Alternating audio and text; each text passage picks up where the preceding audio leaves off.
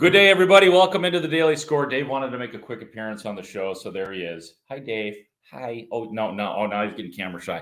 There goes Dave the cat, ladies and gentlemen. Welcome in, and we're going to talk about the Bulls today because the Bull season is over, so it's a good time to talk about the Bulls. We're going to hear from Arturas Karnisovas here in just a second, get some of his season thoughts and what has happened with the Bulls and where they are going. First of all, if you were a little tuned out over the weekend, the Bulls did lose to the Heat and were subsequently eliminated from the playoffs. They fall to the Heat 112-91 the other night. A simple case of the Bulls shot like crap in that game. They just shot 38%. Some bad percent. Ayo Dosunmu 3 of 15. Kobe White, after the 42-point performance against Atlanta, was down to 13 points. That's all he had left in the tank. 5 of 16 from the field. So it was like that for the Bulls, who, again, for the second year in a row, get eliminated by the Heat. Tyler Hero was a pain in the ass in that game. 24 points, 10 rebounds, and 9 assists. And I got a lot of respect for Jaime Jaquez Jr. 21.6 rebounds and 6 assists on the day. A 19-0 run for Miami really did the Bulls in. There were several moments in the third quarter, including you had Alex Caruso turning it over on an inbound pass. You had Andre Drummond with a steal in the open court and didn't know what to do with it. You had Tyler Hero with a behind-the-back pass to Caleb Martin for a 3, followed by a Bam Adebayo 3 that just crushed you. Those are some of the daggers in that game. So there's a little bit on the game, but I know that we're really more about the big picture when it comes to the Chicago Bulls, who, again, 39-43. I was talking about it the other day that this is Arturas Karnisovas' mess officially. This is 2 years of this stuff. They knew they weren't going to have Lonzo Ball this year. They knew that. They've been transparent about it, that they were not going to have him this year, and they stood pat and made it mediocre and made it the same. I thought that Arturas Karnisovas had a good start to his Bulls tenure. I'm not giving up on Arturas Karnisovas yet. I'm not calling for the man to be fired. That would be unrealistic in the Bulls regime anyway. So let's not put our energies towards that. Let's put our energies towards, guess what? Arturas Karnisovas is on the clock, okay, to steal from myself in the show that I do on Fridays, on the clock, talking about the NFL draft. It's time for Arturas Karnisovas to shake things up and make it better and make sure that he knows it's not okay to be this way, even if his bosses seem to tolerate it. And even if the United Center is filled all the time, stop taking advantage of those people. Let's hear that said from Arturas Karnisovas, the Bulls basketball president of operations. And we'll start with Arturas Karnisovas, who actually admitted this group has not worked. The way I approach, I'm going to look at a totality in this group. This group hasn't worked. So we're going to, there's a lot of great things in certain individual players and a lot of young guys that took a step forward. And it's positive, but in totality, as a group, it didn't work. So I'm going to have to find these answers in the offseason. It's so important that he said that. That is a change-up in the actual content, that the words that come out of Arturas Karnisovas' mouth, because he's been good at dodging things and generalizing. So that's a first step right there. It hasn't worked. Let's continue with that theme. He also said you cannot roll with the same team again. Well, the analysis will start right now. And going into free agency, I think we're going to be pretty aggressive the way we showed before. Going into, draft and free agency. And, we obviously cannot roll the same team again and expect different results. So we definitely understand that.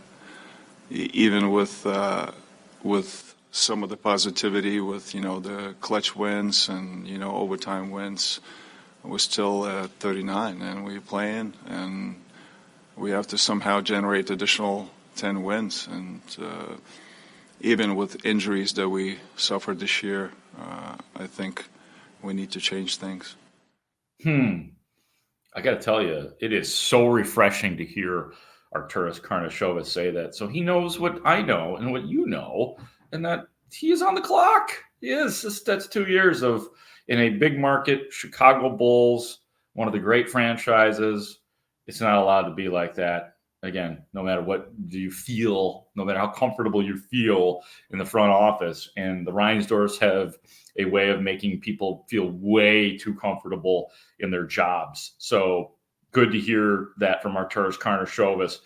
He also let's hear what he says to the question of taking responsibility for the season, because again, while there, yes, injuries and Zach LaVine and Lonzo Ball and Patrick Williams and all that, it's a part. I weighed in, absolutely. But even if those guys were all healthy, something tells me that maybe they would have finished a few games better, but I don't think anything decidedly better. And I definitely don't think that they would have won a playoff series if they had actually gotten into a real playoff series. But here's Arturas Karnisovas on taking responsibility for the year. The questions I can answer today are questions about the past season. I'm planning on sitting down with the staff for exit interviews. Then I will sit down with Billy, Mark, and our front office to figure out what's next, what worked, what didn't.